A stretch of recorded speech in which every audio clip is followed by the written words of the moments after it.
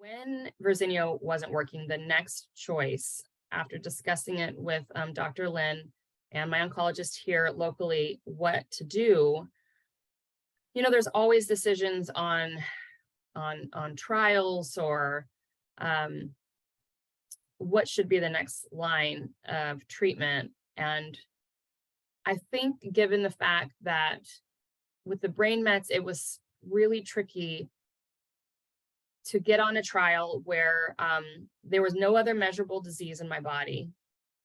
There wasn't anything that we could either biopsy. There wasn't anything that we could, it just was really tricky only having the brain mets. It was also really tricky because I didn't have stable brain mets. I had progressing brain mets. And I wouldn't be switching treatments if I had stable brain mets. So I needed something that was open to progressing brain mets and not having stable disease. It was not the easiest thing to find, and I think for that reason, and also just because this was the second line, trials were not discussed as much as it maybe could have with a different part of your body, perhaps. I'm not really sure. But the next line of treatment was Xeloda or capecitabine. And I honestly was not feeling very confident about this drug from the beginning. I didn't think I had been told that we're going to do this for a few months. We definitely wouldn't write it out as long as Verzenio. We wouldn't give it the chance, the length of time or the chance that we gave Verzenio. I also wanted to stop having radiation to my brain, and I thought I don't want to do this drug and give it as long as of a lead time, and in that time have to get radiation another couple times. I mean, it did turn out. I started Xeloda in actually April. I believe I started in April. The month prior, I should just give you the insight. The month prior, which was March, right? I was on Verzenio, finishing Verzenio, something like that, knowing that this systemic change was coming to capecitabine, to Xeloda. But I decided I wanted to have a hysterectomy. And under there was no real urgency for this from my provider's standpoint, but from my standpoint, I wanted to have a full hysterectomy. Again, it wasn't really anything that was said that I should do, but given the fact that you wouldn't then have to have Lupron shots, oh, sure, you can have your ovaries out. And I was like, no, I want everything. I just want to do it all. Okay, well, that's a little bit not necessary, but you can. So I ended up having ovaries out, a full hysterectomy.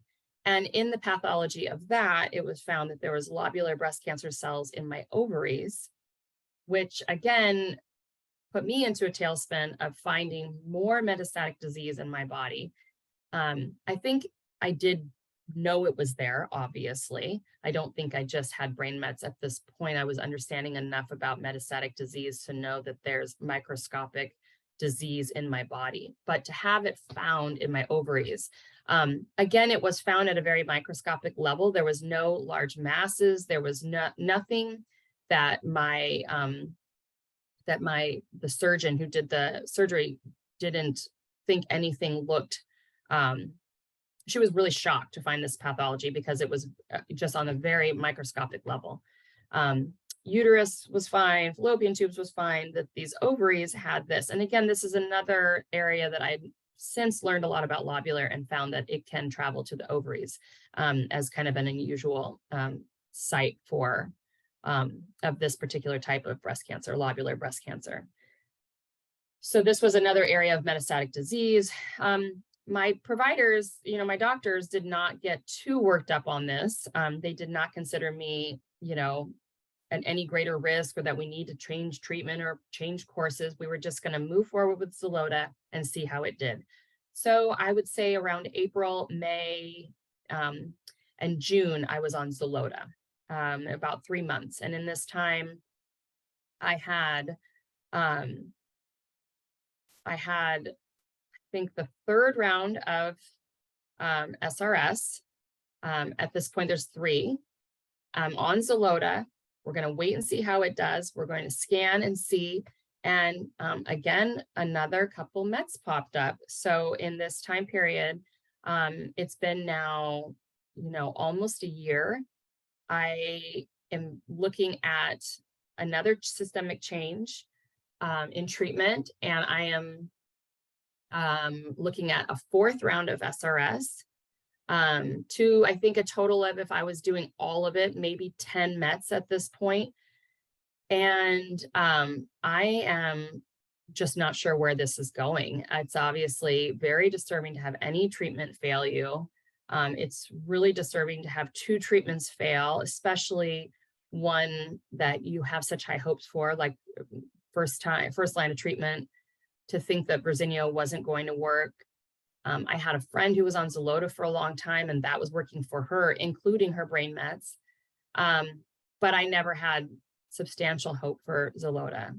But all in all, having 4 rounds of SRS at this point in a year and 2 failed treatments, I was just not sure where we were headed.